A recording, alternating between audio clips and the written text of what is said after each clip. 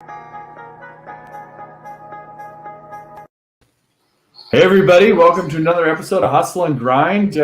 Cam with Cam Sports, and always the lovely Joe Madden with Joe Madden Sports. And tonight we have Tony Finn with Wager Talk with us. We're very excited about that.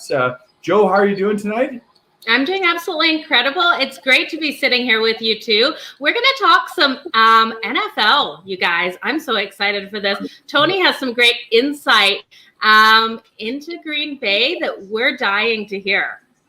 Yeah, Tony? So again, Tony Finn's with us. Tony, where can they find you? You can find me, as I mentioned, you guys, you can find me anywhere and everywhere that is Wager Talk related. So everything I do, everything I share, most of the shows, Save Radio, which I do some XM and some Sirius, those kind of things, always are going to be wagertalk.com. So that's where you can always find me. In fact, that's where you can probably, if you want to get a hold of me in some way, fashion, or form, is your best bet as well. It's fantastic. Awesome. Excellent. So let's jump into talking about Green Bay now. We know you've got some great sources out of Green Bay. What are you hearing about Aaron Rodgers? Well, what I'm hearing is, and these are from the sources I have, and the sources, in truth, everything's getting a little bit stronger as far as my sources go, because most of my sources are beat writers. Well, and I've acquired those and built those relationships over 20 years. And as everyone should know, at least everyone listening to the show probably is familiar with the fact that even when we went dark and the pandemic was prevalent and front and center of anything North American, especially in sports, beat writers were one of those that were kind of outsiders. So everything was done Zoom.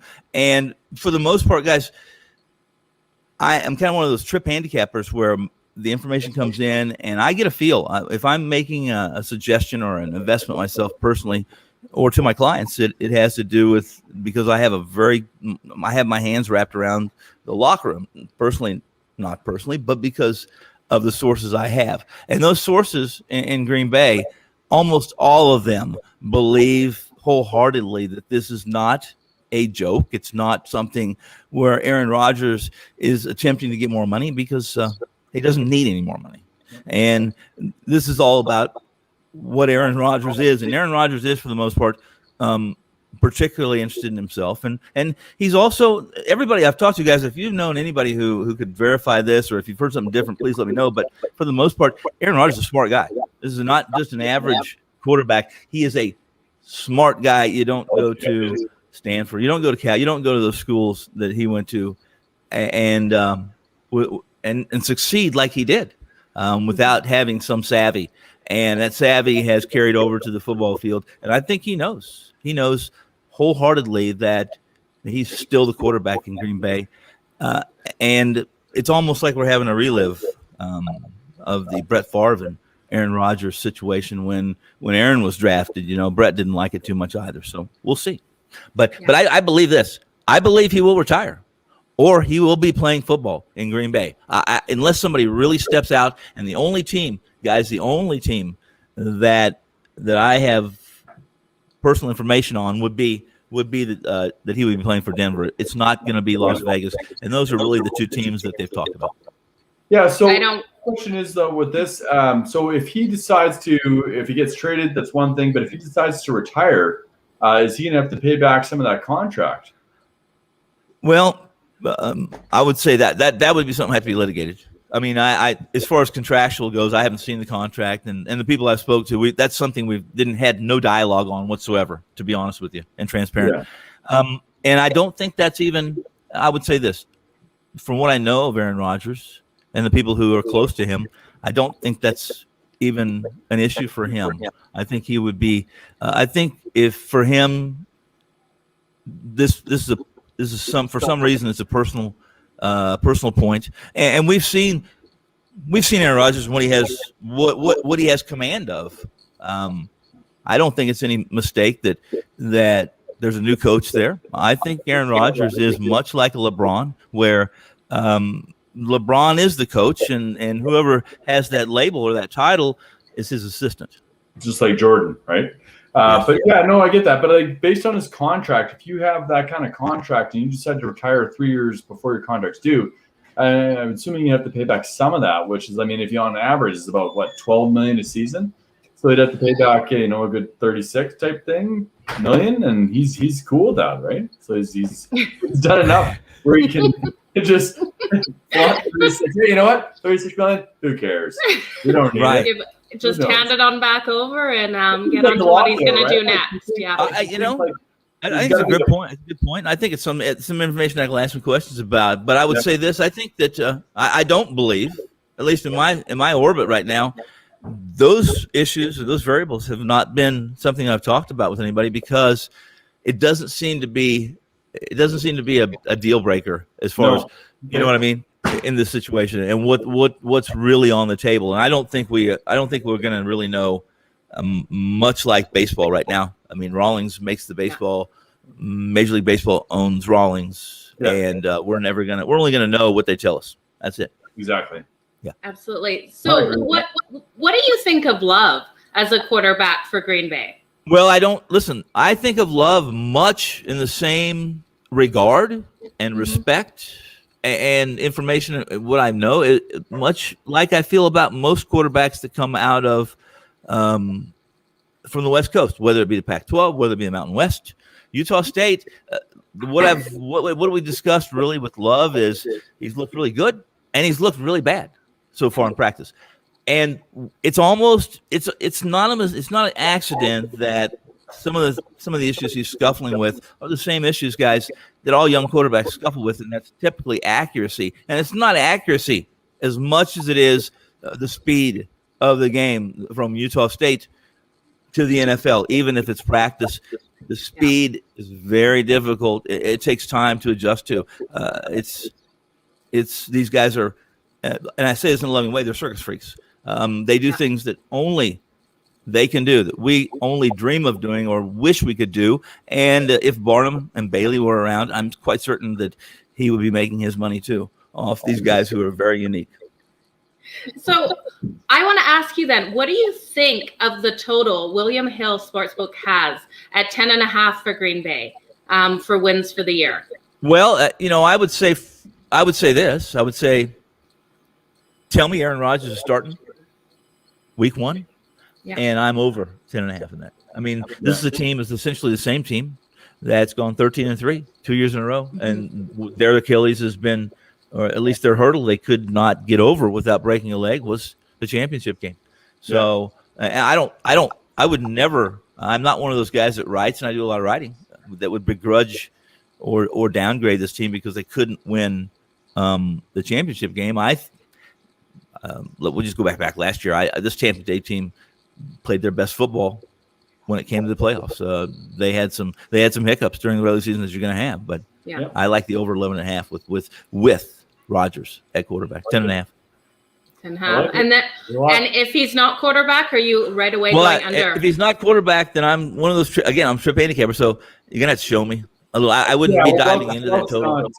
You gotta wait for Love to prove himself a little bit. You can't make this call right now. It's too soon with that. And I wasn't born in Missouri. If Rodgers isn't playing Love's in, then we'll see. Yeah. Absolutely. Well, it'll be an interesting season to see what happens with Green Bay. I'm excited. I know Cam's a major Cheesehead fan. Are you? Me? And what about yourself, Tony? My favorite. I'm sorry. I thought you were asking what my favorite team was, and I was going to say my favorite team is the team I have money on. It changes every day, changes every 5 minutes sometimes. So I like it. When the game ends. All business. I like it, Tony. Absolutely. So then, do you want to talk about one of the teams that has one of the lowest totals out by William Hill, the Detroit Lions? They have a total of 5. Yes, 5, and that seems low, doesn't it? I mean, were you adding a game to this regular season? We're gonna have 17 games, and here we are with a 5 on the Texans and the Lions. I think they still rest at 5, both of them. I understand the Texans. I understand the Lions 5 as well. To be honest with you, all things being equal, see this roster filling out with a new coach, a new quarterback, a new scheme. A new group of players that really have zero idea what it takes to win on Sundays. One of the negatives now that new coach Dan Campbell will have to deal with there is that this group of players that are there, they don't really know. Not only do they not know, they don't know what it takes to win on Sundays at this level. Of course, there's some aberrations. There's a few guys that know how to win, but this team. They lose Kenny Golladay, Marvin Jones. They have a new quarterback. Jared Goff shouldn't be considered a new quarterback. However, for the most part, what Detroit's done scheme-wise, they're going to have to completely and utterly revamp if they're going to use the Jared Goff skill set. Oh, absolutely. Yeah. Absolutely. Totally different quarterback in that position. So it changes the whole game having him there. Yeah. So it's pretty hard to say that they're going to win less than 5, but it's quite possible that they go under 5. I would say it's very possible. I mean, that division, there's never going to be pushovers in that division, and if as a Cheesehead fan, you guys are in some way fashionable, you know that this black and blue division is typically going to be the team that wins 9 games. I don't believe that to be the case. I would have said last year Detroit was one of the teams I considered in a really good position due to the skill sets and the schemes and the talent in that division. But again, things didn't work out for them. Absolutely. But I think Stafford's still a good quarterback. You know, he's out of Detroit, and we got Goff going in. He still has to have tools in his bag to throw to or run with, and it seems like they're lacking on that too as well. So I don't see them getting too much better, but 5 games is pretty shallow. Sure. Yeah. What do you think about, just quickly, I know we're running out of time, but what do you think about the Rams? Well, I trust this is what I do. With the Rams, we know that there's going to be some changes there, personnel changes. However, they're not going to have to change their scheme. They're going to be McVay. They're going to do what he does, and I think he's undervalued as a coach. I think he might have been pimped a little bit too much after doing what he did so young and so soon in his career. But I think he does a good job. I think that they're in a division that's difficult. Seattle, Wilson, San Francisco, of course, and Shanahan desperately desiring to live up to what a coach's potential, if you want to put it that way. And of course, the new look in Arizona too, really exciting stuff. I like that. I like that division, and I would say whoever stays healthiest is going to win, and that applies to almost every single division, every single conference, every team in the NFL. Oh, absolutely. They can't be injury prone. So hopefully my Chargers stay healthy. I'm excited for their season coming up. We've got a young stud quarterback, Justin Herbert, and we have Slater in for protection on him that we drafted. So I'm excited. The Chargers have a total, I believe, of 9. Any leans on that total for them? I know this. I have a lot of colleagues who are Chargers fans, and I always make at least one Chargers game a year. At least I did.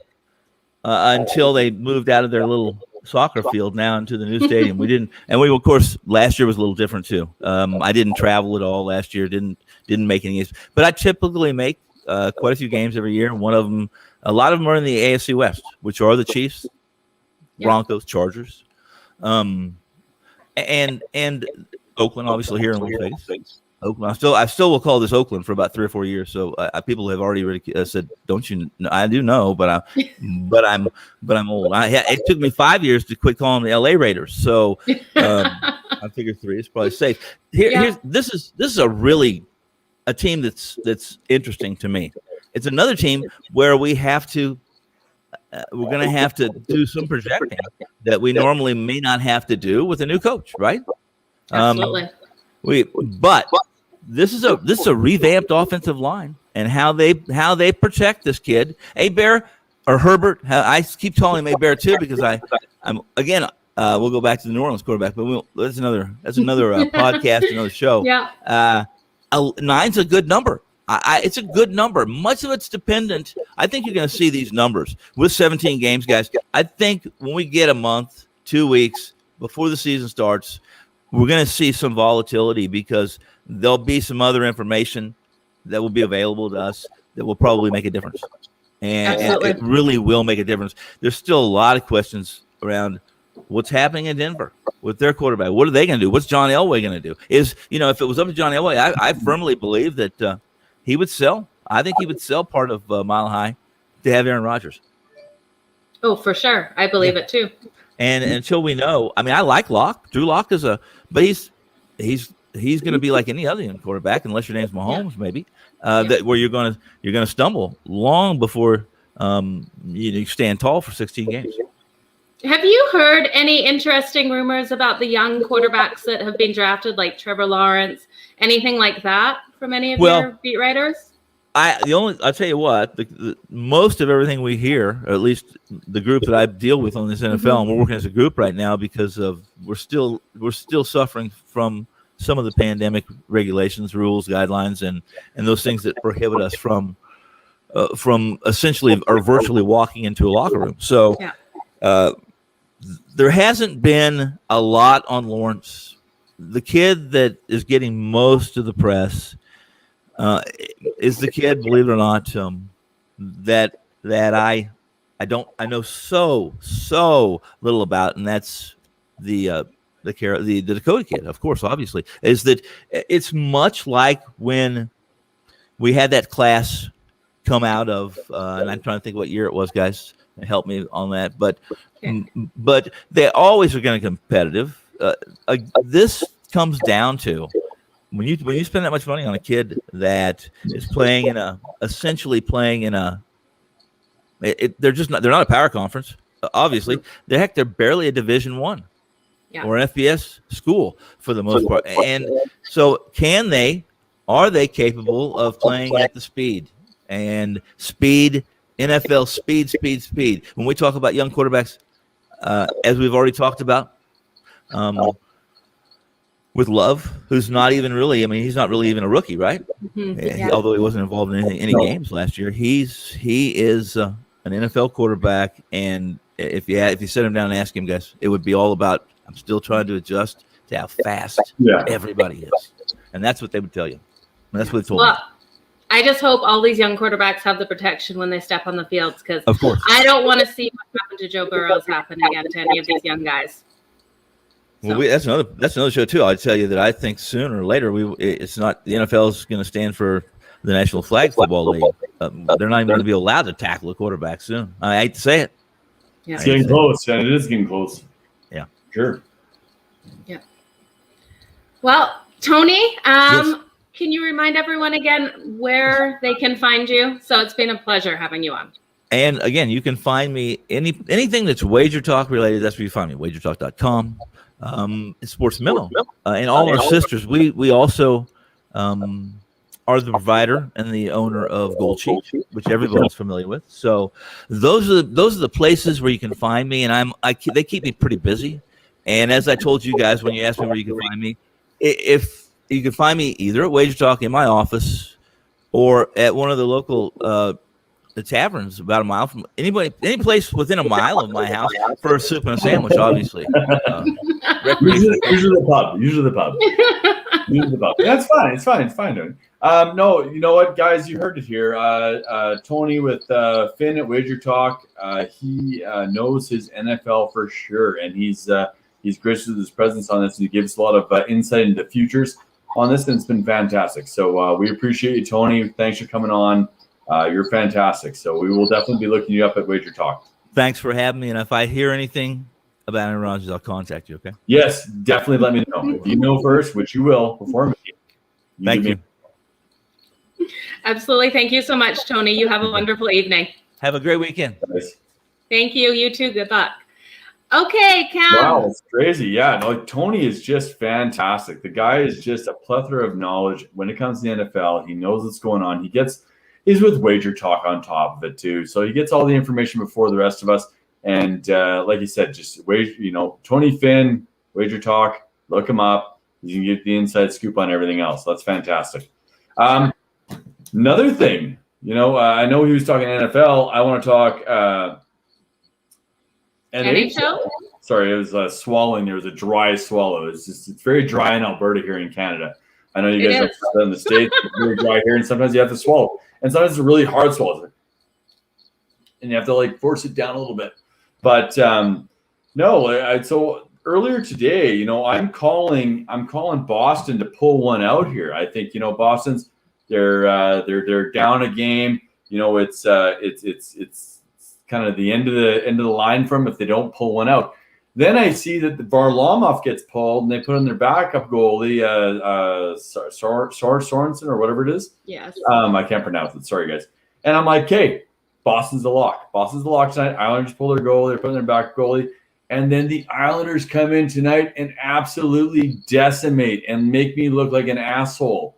They made me look terrible. I gave this bet to a lot of people. It was my free bet. I had a 3-0 streak. Now I'm 4-1 because the Islanders came out, which I'm actually super happy about. I'm sorry I let everybody else down. I'm super happy that the Islanders decimated the Bruins, kicked them out of the playoffs. They're done. Marchand's done. All the Bruins are done. And the Islanders are going forward with Eberle.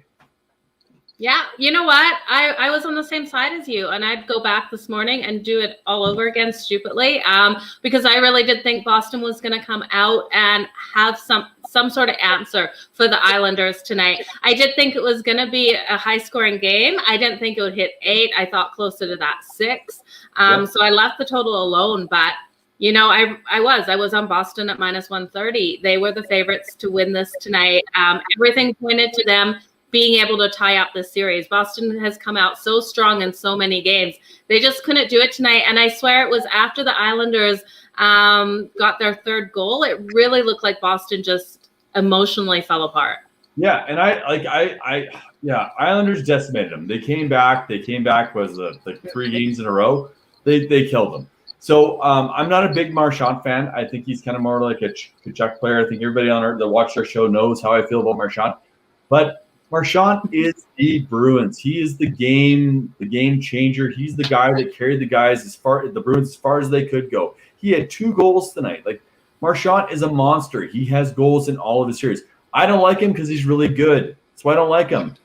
I don't like him because he's really good, and he killed it. So even though I don't like Marchand, I've got a lot of respect for the dude because he just killed it in this series. So if there's anybody that can't hang their head low, it's definitely Marchand. It's definitely Rask. Those 2 guys, they run the show. They did an awesome job, even though I hate Marchand. If you're Marchand, if you're ever seeing this, I don't like you. I respect you. There's a difference. Okay, so now we're going to have the Islanders face the Montreal Canadiens. This is going to be a fun matchup. Yeah, it's going to be wonderful. But the Canadiens are going to destroy the Islanders. This is the best bet that I thought would happen. I was hoping the Islanders were going to go in. I don't think the Islanders have it in them to beat the Canadiens, not beat the Canadiens. I don't think the Islanders have it to beat Price. Price is going to run the show. Exactly. So do we know when this game is for? Because I was just looking ahead in the schedule and I'm not seeing it. I don't think they've scheduled it yet. We're going to wait. They're not going to do like the first round like the second round. Second round's going to wait till everyone's done. We've still got tomorrow night. We've got the Avs. We've got the Knights.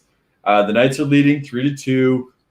It's going to be a crazy game. I'm going to call right now just as a lean. I'm saying the Knights take it tomorrow night.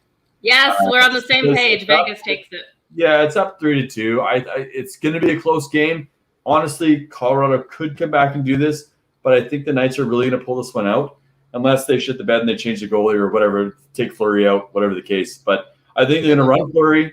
I think they're going to play hard. After that first game, they were embarrassed, and they've come back hard ever since. They lost by 1 goal in the other game, but other than that, they have been all over the Avalanche, all over them. The Avalanche haven't been able to breathe. They get the puck, they can't breathe.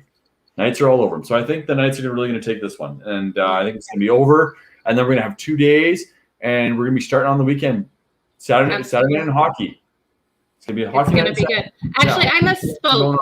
The winner of the Vegas Golden Knights and the Avalanche series takes on Montreal.